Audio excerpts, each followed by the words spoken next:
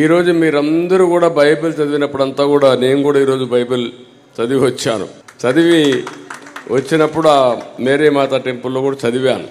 చదివినప్పుడు ఏ కొటేషన్ చూసినా సమాజ హితం కోసరం, అదే మరిగా ప్రతి ఒక్కరూ ఆనందంగా ఉండడం కోసరం మనం చదువుతాం. కానీ ఈరోజు మీరు చూస్తే ఎక్కడా లేని విధంగా శత్రువును కూడా ప్రేమించమని క్రిస్టియానిటీ చెప్తుంది. శత్రువును కూడా ప్రేమించాలని. ఈరోజు ఇక్కడ మిత్రుడిని కూడా శత్రువుగా చూసే పరిస్థితి వచ్చేసారు. ఇంక ఎవడు ఏమీ ఎంత అవసరం లేదు. ఇంట్లో ఉంటే ఒక మంచి మాట్లాడితే వాడు నాకు శత్రువు కాబట్టి కేసు పెట్టి అనే పరిస్థితికి వచ్చారు. ఇంకొక పక్క క్రిస్టియానిటీలో సేవ అనే పునాదితో క్రిస్టియానిటీ మిషనరీస్ కానీ ఇవన్నీ పుట్టాయి. ఇప్పుడు మామూలుగా మనం చూస్తే ఈ దేశంలో స్కూల్స్ కానీ కాలేజీలు కానీ హాస్పిటల్ కానీ ఎన్నో పెట్టి సేవా కార్యక్రమాలు అందించింది క్రిస్టియన్ మిషనరీసే అందించాయి. ఈ విషయాన్ని ఎవ్వరూ మరిచిపోలేనటువంటి సంఘటనవి.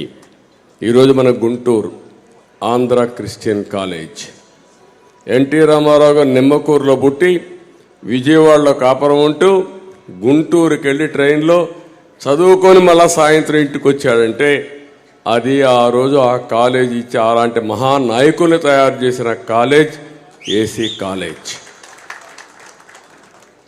అదే మరి ఇక్కడ చూస్తే ఆంధ్ర లయోలా కాలేజ్ 1953లో ఈ కాలేజీ పెట్టి రాష్ట్ర వ్యాప్తంగా అనేక మంది నాయకుల్ని తయారు చేశారు. ఏ ఫీల్డ్ అయినా తీసుకోండి, నేను ఒక ఫీల్డ్ అని చెప్పడం లేదు, అన్ని రంగాలలో నాయకుల్ని తయారు చేసిన కాలేజీలు ఇవన్నీ.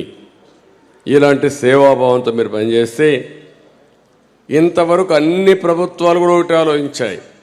మనము చెయ్యలేని పనులు ఈ మిషనరీస్ చేస్తున్నాయి కాబట్టి గ్రాంట్ని ఎయిడిద్దాం, మనం కూడా సహకరిస్తామని గ్రాంట్ని ఎయిడిచ్చారు.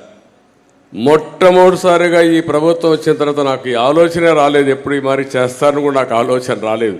14 ఏళ్ళు ముఖ్యమంత్రిగా ఉన్నా, 45 ఏళ్ళు రాజకీయంలో ఉన్నా, ఫస్ట్ టైం ఒక స్కీమ్ ఫర్ స్కామ్. స్కీమ్ ఏంటి? గ్రాంట్ని ఎయిడ్ తీసేస్తే కాలేజీలు క్లోజ్ అయిపోతాయి.